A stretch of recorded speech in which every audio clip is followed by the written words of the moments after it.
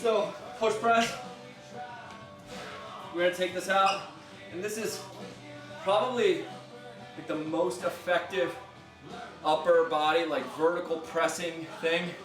We're gonna be able to move the most weight in the most effective, efficient manner without, and still be able to progress. Like a strict shoulder press from here to here, or even like a seated military press, you start to really like butt up against the amount of actual weight that you can move. So in the bigger idea of like what you need to build muscle, there's three real mechanisms in play of like actually adding muscle to your body. One being mechanical tension, which is literally just lifting heavy weights.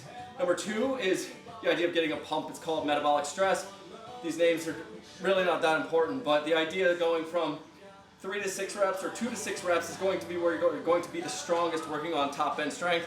The next piece being somewhere in that like 8 to 12, 8 to 15 range. We're getting like higher reps, more blood flow. That's like the getting a pump.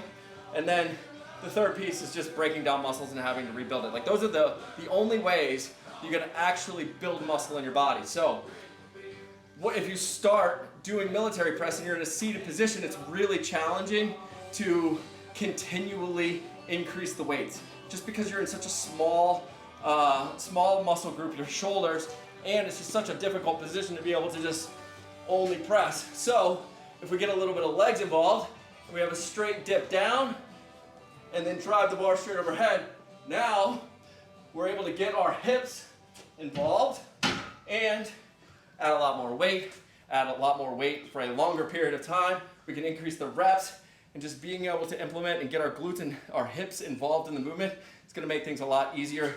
So we just have more freedom in the weights that we choose and the progressions that we make over time. So strict press is going to be one of those like movements that you should never get away from, but also realize that you're gonna top out at some point and that you have to have additional ways to put heavier loads over your head and build the strength, but don't get away from the most basic things as well. This is just a great training tool for developing shoulder strength, but it's not necessarily like the only way to go about it. Strict press, split jerks, anything getting overhead, but push press is a favorite. So you want to go like 95, start this off? Let's do that.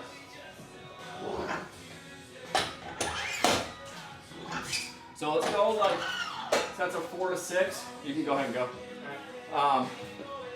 4 to 6 is going to be like a pretty good number for where we want to be today. I am fucking sweating.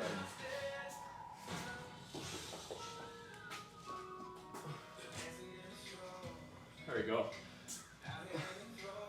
So stop right your shoulders on this one. And do me a favor, all we're going to do is just drop down like 2, right there. There you go.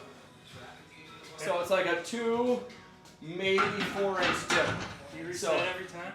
No, you don't have to, but you want to still be able to get back to that 2 to 4 inches. So if you think about like the amount of power that you actually generate with your hips, you can punch somebody basically like as hard as you want from like 1.5 feet away, right? You don't need to like wind up all the way back here and then punch. We actually lose a lot of power in that like quick pop. So it's the same thing here. We get just as much power from here, and this is just really awkward. It starts to get into too many joints. Go ahead, 4 to 6 of them.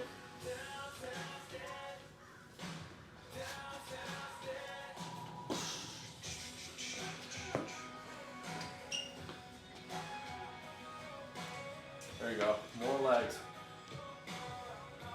There it is. Good. Nice.